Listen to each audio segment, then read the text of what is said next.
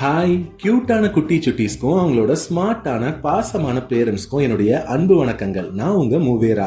இன்னைக்கு கதை சொல்ல போறோம் குழுவுல நான் சொல்ல போற கதை என்னன்னா, யார் அழகு.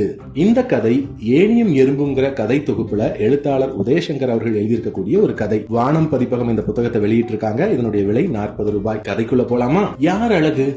நிறைய முறை இந்த கேள்வி நம்மளே கேட்டிருப்போம். நம்ம அழகா இருக்காமா அப்படின்னு யோசிச்சிருப்போம். அழகா இருக்கிறதுக்கு நிறைய பவுடர்லாம் போட்டு மேக்கப் பண்ணிருப்போம். நம்ம வீட்டுல கூட விளையாடும் போது அப்பா அம்மாக்கெல்லாம் நிறைய பவுடர் போட்டு தலை முடிஞ்சு விட்டு நல்லா ஜாலியா விளையாண்டுருப்பீங்கல்ல. அழகுங்கிறது அதுல மட்டும்தான் இருக்கா?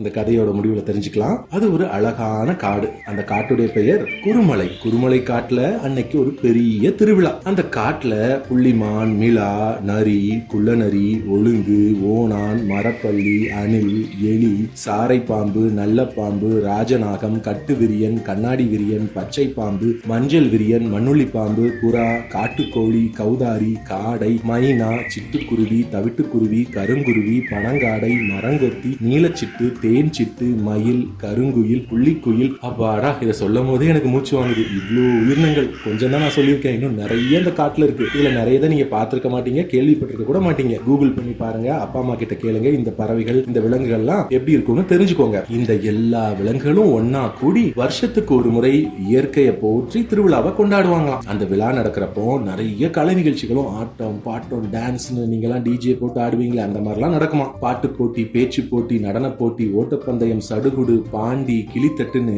நம்ம ஸ்கூல்ல நடக்கிற மாதிரியே எல்லா விதமான நிகழ்ச்சிகளும் அந்த காட்டுலயும் நடக்குமா. அன்னைக்கு முழுவதும் யாரும் யார் கூடயும் சண்டை போடக்கூடாது, யாரும் யாருக்கும் எதிரி கிடையாது, எல்லாரும் ஃப்ரெண்ட்ஸ் தான் அப்படின்னு காட்டுல ஒரு அறிவிப்பு கொடுத்துட்டாங்களாம். பாட்டு போட்டியில குயிலும் கிளியும் மைனாவும் செம்மையா போட்டி போட்டிருக்காங்க. குயில் குக்கூ குக்கூ அப்படின்னு அழகா பாடி இருக்கு. இப்படி இல்ல, இன்னும் அழகா பாடி இருக்கு. அப்புறம் கிளி கீ கீ கீ கீ அப்படின்னு கத்திக்கிட்டு சூப்பரா பாடி இருக்கு. மைனா இருக்க மைனா அது கக்கன்னு சவுண்ட் கொடுத்து அது ஒரு ராகத்துல பாடி இருக்கு. இப்படி ஒவ்வொரு பறவையா பாட்டு போட்டியை பாடி முடிச்சிருக்காங்க. நடுவரா இருந்த ஆந்தை கொஞ்சம் தூக்க கலக்கத்துல இருந்ததா, அது கண்ணை மூடி திறந்து பார்த்தா பாட்டை கேட்டு தலையாட்டிக்கிட்டே இருந்திருக்கு.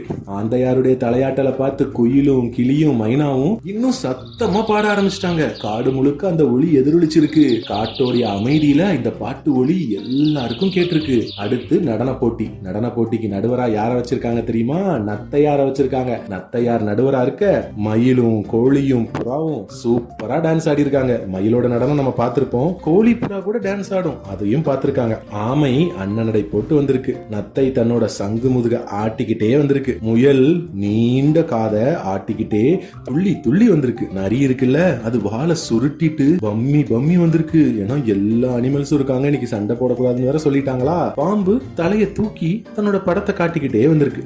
அணில் இருக்கே அணில், அது தன்னுடைய சாமர வாழை அப்படியே தூக்கிட்டு விருட்டுன்னு ஓடி இருக்கு. சாமரம்னா என்னன்னு தெரியுதா? நம்ம ராஜாக்களுக்கு எல்லாம் சைடுல 2 பேர் நின்று விசிறிட்டே இருப்பாங்களே, அது பேர் தான் சாமரம். அணிலோட வால் கூட அப்படித்தானே இருக்கும், நிறைய முடி வச்சு அந்த சாமரம் மாதிரி. அதை அப்படியே தூக்கிட்டு விருட்டுன்னு ஓடி போயிடுச்சு. அணில் எப்பவுமே வேகமா தானே போகும், அதே மாதிரி போயிடுச்சு. காகம் தன்னோட தலைய லேசா சாச்சு எல்லாரையும் பார்த்தபடி நடந்து போயிட்டு இருக்கு. ஓனா இருக்குல்ல ஓனா, அது தன்னோட 2 கண்ணையும் உருட்டிட்டு தலைய ஆட்டிக்கிட்டே போயிருக்கு. எறும்பு யாரையுமே பார்க்காம விறுவிறுன்னு நடந்து போயிடுச்சு. இது எதுக்குன்னு கேக்குறீங்களா? அழகி போட்டிக்கான நேரம் வரப்போகுது. இவ்வளவு நேரம் ஆமையிலேருந்து எல்லா உயிரினங்களும் அழகி போட்டியில கலந்துக்கிட்டாங்க. அழகி போட்டியோட முடிவு அறிவிக்கக்கூடிய நேரம் வந்துச்சு. நடுவரா பருந்த நியமிச்சிருந்தாங்க. பருந்து என்ன தெரியுமா பண்ணிருக்கு?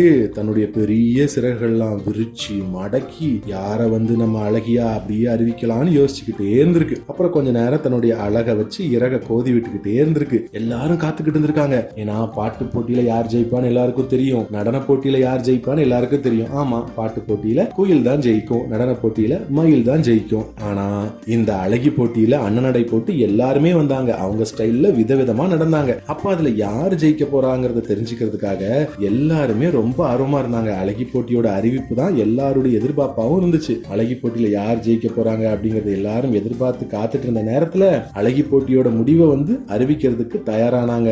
மேடையில ஒரு நடை நடந்து பருந்து அப்படியே எல்லாரையும் பார்த்துட்டு கரகரப்பும் கீச்சு தன்மையும் உள்ள அதோட குரல்ல அப்படின்னு சொல்லிட்டு தீர்ப்பு அறிவிச்சிருக்கு. அழகி போட்டியில கலந்துகிட்ட எல்லாருமே அழகுதான், கலந்து கொள்ளாம வேடிக்கை பார்த்தவங்களும் அழகுதான், இயற்கையுடைய படைப்புல எல்லாருமே அழகுதான் அப்படின்னு அறிவிச்ச உடனே பருந்துடைய அந்த தீர்ப்புக்கு எல்லாரும் கைத்தட்டி ஜாலியா ஏன்னு சத்தம் போட்டிருக்காங்க.